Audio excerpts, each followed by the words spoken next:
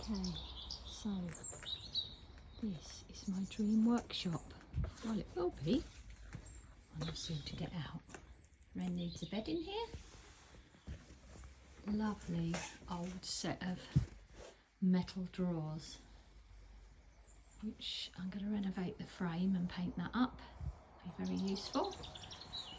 And then there's a lot of stuff in here at the moment. Some of mine, some stuff that's been left.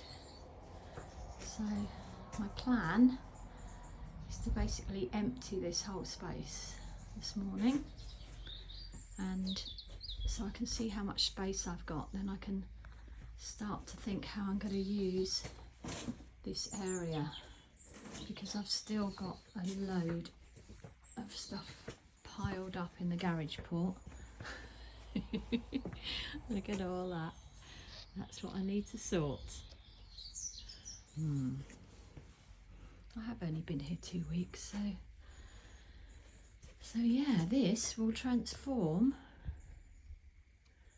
into my dream workshop. So exciting.